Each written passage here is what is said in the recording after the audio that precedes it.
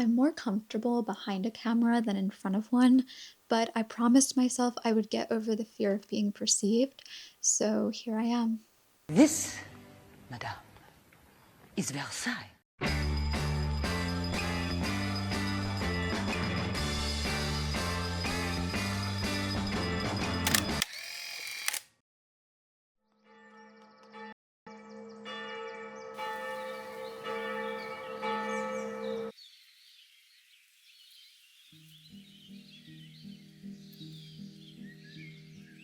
Bonjour, hello, I'm Hedy, a writer living in Versailles. This is my French morning routine. My cat wakes me up at 9. He's diabetic. I feed him and give him his insulin. This is how my day begins. Perhaps the most prominent shift in my life and well-being since moving to France from the US has been that I've stopped trying to force myself into a productivity schedule designed and built for men in the corporate world. Here, I can allow myself to ebb and flow with the seasons and my natural cycles, and it has been incredibly healing to live this way, rather than fighting to exist. And if you are an artist and a sensitive soul, you may find that your environment affects you more than the average person. And you don't have to be in France to have a French morning routine. I'm going to share with you some of my French morning rituals that you can do from the comfort of your own home. I'm going to tell you my French secret to having the morning of your dreams. Lightly stimulate your senses to become present and grounded in your reality. Design a morning that feels like your inner world. If you could create a mood board of your inner world, what would it look like? And more importantly, how would it feel? Open a window and allow your body to awaken gently. The fall light is different here, softer, shorter.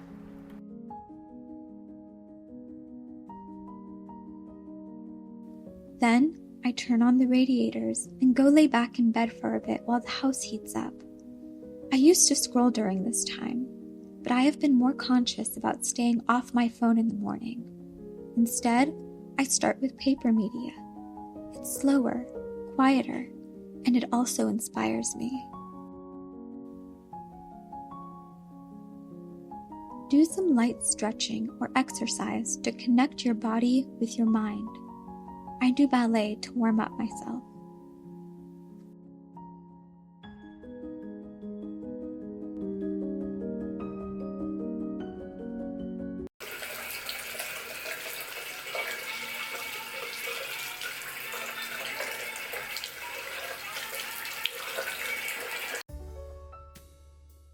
Do some simple self-care, however this looks like for you. 2 things have changed since I moved to France. I don't wear much makeup anymore, and I don't wear a bra. Then, I tidy one corner of the home. Usually, that's doing dishes, which I leave for the morning.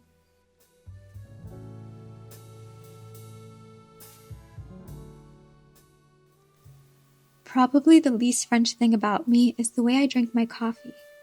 That is unmistakably American. Today, I am making a violet iced mocha latte. I picked up this violet syrup from a little boutique down the street. It's probably the most delicious coffee I have ever made. I usually skip breakfast because I literally forget to eat until my hands physically start to shake. But today I remembered, and I'm going to be having some fresh croissants with some French salted butter, which I picked up in Hedy in Paris, as well as some fresh figs because, I don't know, it just sounds pretty.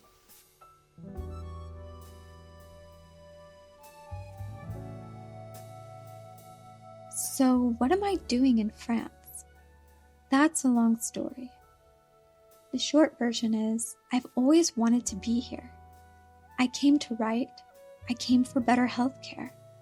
If you're American, you understand.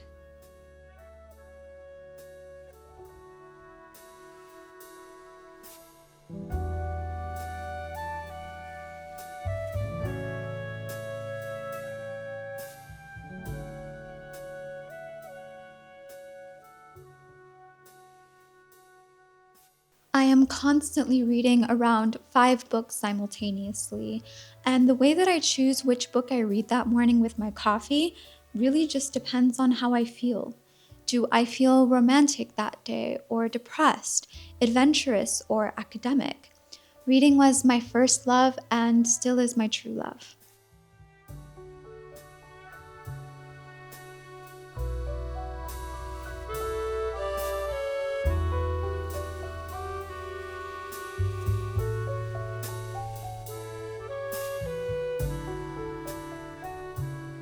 Allow your mornings to be messy, imperfect, and fully you. The key contemplation of a French morning is that here, it's not just okay to be completely yourself, it's chic. Performativeness and revolving your life around products and productivity is cringe.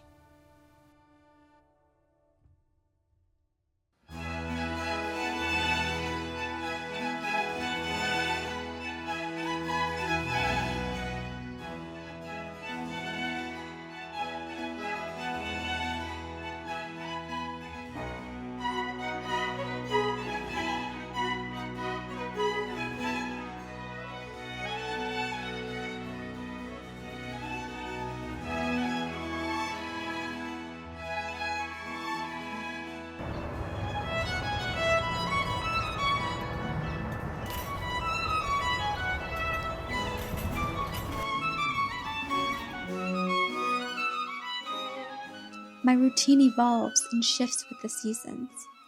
In summer, I wake later, go out more, as it doesn't get dark until almost 11. In fall, I wake earlier and the days are shorter. I'm curious, have you seen Marie Antoinette by Sofia Coppola? If not, I highly recommend it. And if you have seen it, what did you think of it? Marie Antoinette woke up in this room, a girl in her 20s, foreign, alone. Right here, where I'm now standing, also as a girl in her 20s, 250 years later. I love living here. Women's history has always been my passion, especially how we've been misrepresented, blamed by propaganda for society's problems, and erased. It has now become my purpose as an artist, and having purpose is the heart of any morning routine. It's what gets me out of bed and into the world to experience it all through my perspective, which I am now sharing with you.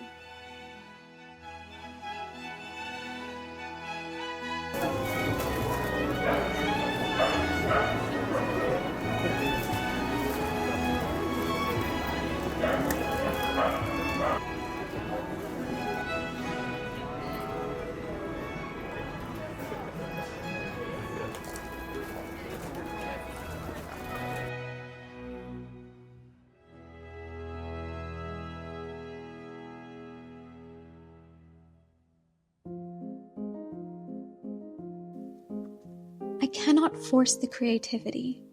I can try and spark it, but I cannot force it. I write from real life, the people I see, the places I go. My writing style is hyper-realistic, almost cinematic, I guess. So a lot of times when I am writing about a certain environment, like the metro, I literally go to the metro station, observe and write down all of the details I notice and the emotions I feel, everything that I sense in that space. The piece I am writing here is currently published on my Substack. The link is in the description box below.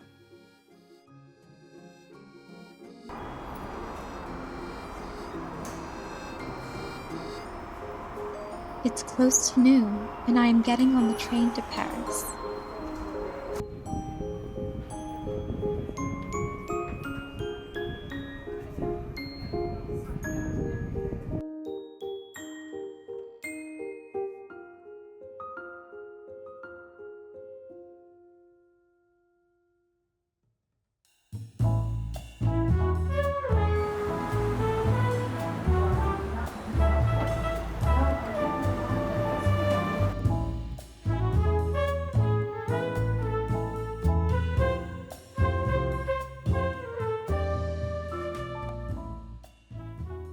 have a little time to wander the city. One of my favorite secret spots is to come here by the sun and read for a bit. It's much quieter than the rest of Paris, and you can really appreciate the beauty of the city from down here.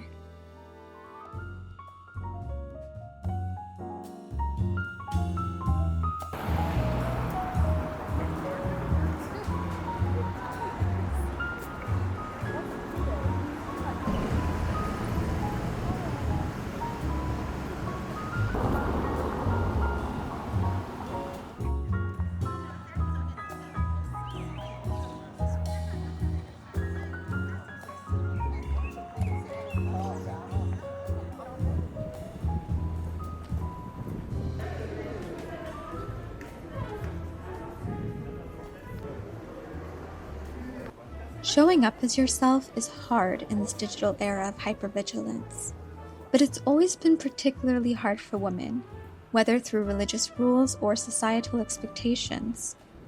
My small rebellion is to do it anyways. I'd like to know in the comments, what's one special thing about your morning routine that you couldn't live without? Maybe I'll get some new inspiration and things to try.